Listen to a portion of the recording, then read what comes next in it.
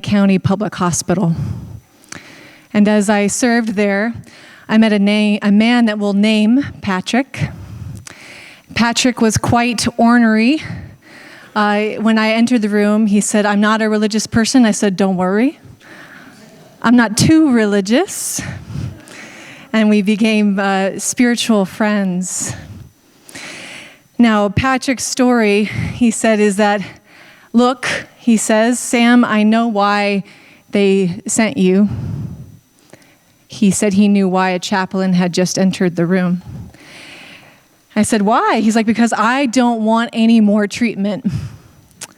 I don't want anything more. I'm done. These doctors, they just want to prove they can keep me alive." You hear that? "I just want to go back to work. I just want to die." You see, the way he describes it is, first thing happened, they reached for a vein in his leg. That didn't go right, so they reached for another vein. That didn't go right, so then they did treatment. That didn't go right. So finally, he found himself in the hospital bed without teeth, without a sense that there was anywhere else to go except to say the last thing he could say, which was no more. Now, I spent a lot of time with him, and I also spent a lot of time with his partner, who would come in, and in the beginning was very optimistic. When he would say, "I feel ready," she would say, "But your eyes are so beautiful." When he would say, "I think I want to," she says, "No, let's be optimistic." Now, it only got worse as each piece took its toll. Finally, it was a clearer and clearer decision. And that final day, I was seated with him in his hospital bed. And he did something he had not yet done. He reached for his cell phone, and he was showing me a photo of himself from 5 years prior. And at that point, 5 years prior, he was toothy. He had a full head of hair, and you could see his pride. He showed it to me in such a way that when his partner turned the corner of the hospital room, the view that she had, can you imagine it, was both of him at the same time. And as she turned that corner, something in her got what he needed. And she said this, and I will never forget it: "I love both of you." Your beginning and your ending. Within a week, he was in ICU, and I saw his partner again, and I said to her, "You are a good love story." Now, I would say that dying, we probably say out loud often in our culture, is hard. However, there is wisdom that says it is not hard to die per se. It is hard to die in this culture. It is hard to die in a death-phobic culture. It is hard to die in a culture that won't let you. Now, my own mentor in dying, her name is Rambaru Brinkman. She introduced me to the work of Stephen Jenkinson. He is a palliative care chaplain who was trained by Martine Prechtel, who is a leader and wisdom keeper, who was trained by leaders in where he was raised in the Pueblo Reservation and with the Maya in Guatemala. So what I offer you today about that question of, is it really hard to die, comes from that lineage, and I give my gratitude to their words, I'll say now. So if it's not hard to die, it's what we've done to dying that makes it hard, then we have work to do. Now, some of us have come from subcultures that have different ways of grieving. Some of us might have grown up in a synagogue where we sat Shiva and we followed the practice. Some of us might have grown up in the Mexican tradition of Dia de los Muertos, where we knew each year that it was time to bring feast, to bring joy, and to bring grieving to the center of our lives. If you got that, you are lucky. Because what most of us have received, and I think all of us have been touched by, is a death process and a perspective of dying which has been privatized, sterilized, capitalized. Our dying has been taken away from us and our people, and we are starving because of it.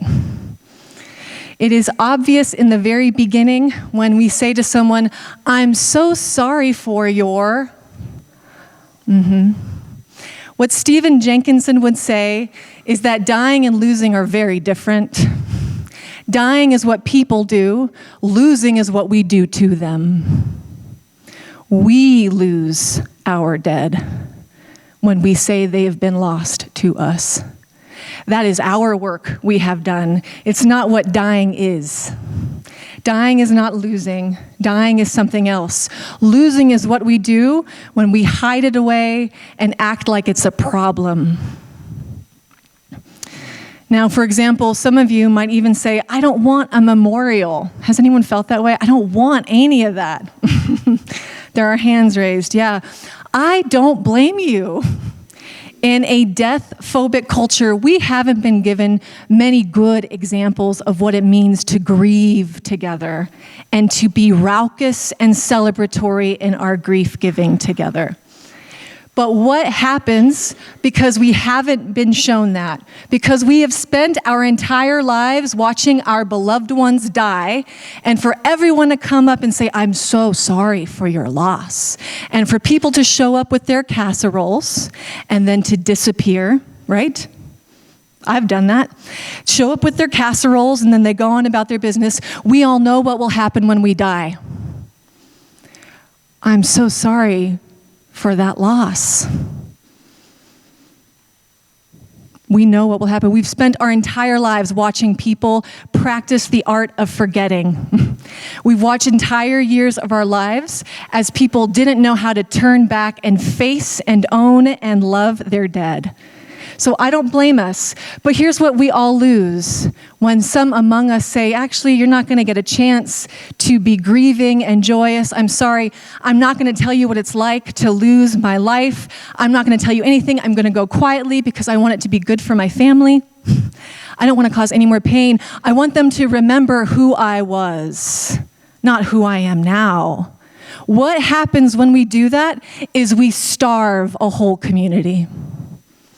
We are left culturally starved when we refuse to show each other the most inherent act that all of us will do. We leave ourselves hungry when we do not offer our chance to offer our story to one another. I think of the offering, the feast you all felt when Joe was here for 10 minutes. You were culturally and spiritually fed by someone who was saying, "Let me show you what it means to die." That was a good gift. Now, what it'll also mean of us is some new skills, because dying challenges everything our culture loves. So when we actually say we will turn and face our dead, when we will turn and face our dying, we are saying this: we will give up on competence, we will give up on control, we will give up on certainty, and we will give up on believing that we're not bodies. All of these are what we must give up if we are going to face our dying process as a sacred cultural wisdom moment. Now, in some of this work by Stephen Jenkinson, he writes about how much we fear the loss of control and how much our fear of a loss of control, our longings for quality of life, is actually what he calls a competency addiction. This is what he says: feeling in control of your life is a sham. The opposite feeling is a sham. we can know that our life, even our individual lives, were never really subject to our control. Rarely obeyed our demands, mysteriously circumvented our best guesses, and maybe for the first time, that what was once supposed to be our self-directed life turned into something else. All the things that were bigger than us and our great wrestling match with them became our lives. We never did control that. If anything, when circumstance and some feeling of security allowed or when desperateness demanded, we tried to keep as if this were true, as if our lives were life making room for itself in the world.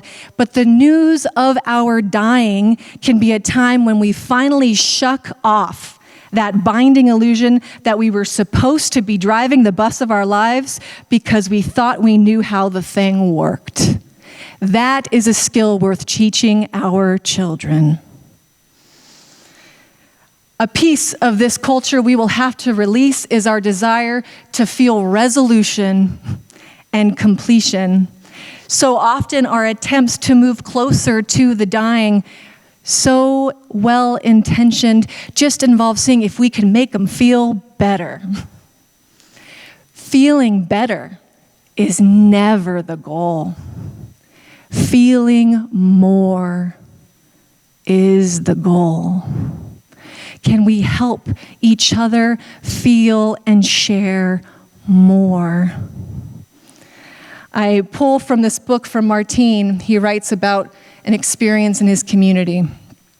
The old folks would stay physically with the griever, never letting them out of their sight, keeping them fed and listened to, while gradually and expertly herding those people into deeper and deeper levels of grief, with more and more tears. And with those more tears, until their collective state of desperation, their still fresh state of their hate against whatever they perceived had caused the death of their beloved, reached a spiritual flashpoint and dissolved like salt into the sea of praise. And the people would begin to spout poetry of gratitude. Have you ever experienced that?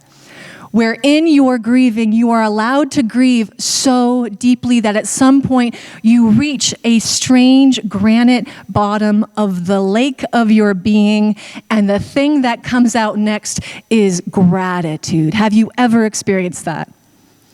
Yes, we know as human beings, we need a culture, and we need to be culture keepers who know how to guide each other that deeply. So that what emerges next is not my placating that you feel better, but your honest realization that you really love what happened and you really love what you no longer have. That is grief turned into praise. When we are actually allowed to be given the chance to love and grieve so deeply that we get to the bottom of it, and the only thing that comes back out is our gratitude at our aliveness. That is our cultural task. Now, what he calls this is the ability to be wrecked on schedule. Loving life, praising life, and proceeding accordingly means getting good at dying. For anyone involved in it, to get good at dying does not mean that you're fine in spite of it all. It means to be wrecked on schedule. It means not wanting to die when you know you're dying. It means telling people that. It means wanting more than anything for your loved one not to be dying and telling them this. It means missing people before they die and telling them so. It means being sad with people, not about them. Do you feel that? It is about being in relationship right now. Now, as I hold these words with you, I know there are people in this audience for whom this is all too real right now. That this is very close to either our own bodies or the bodies that we love. Here is our opportunity, and the benefit is that it's never too late.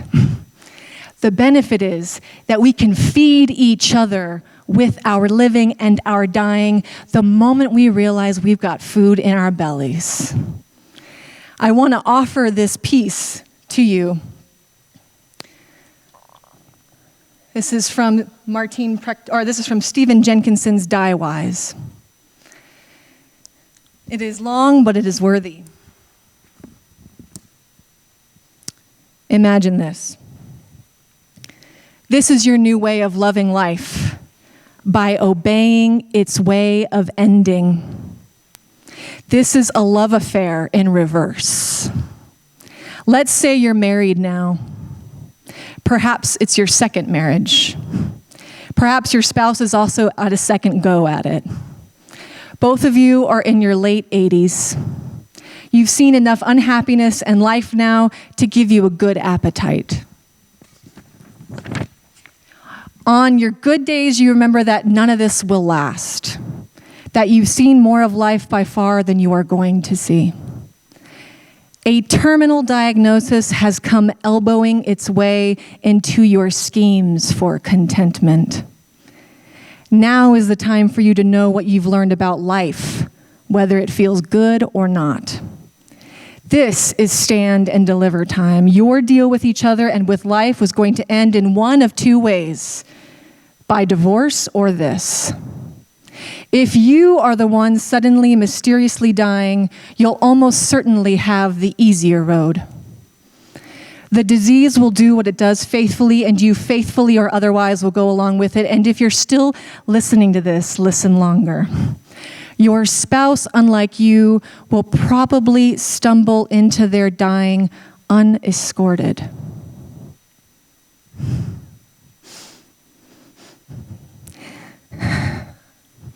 You won't be there to help them. So you have to do it now. Here's how. Tell your spouse what it's like to be dying. If no one on the professional end has the gumption to tell you what is happening, then you decide what is happening. Then, faithfully report on your ebbing days the sway of the disease, the unfamiliar absence of energy.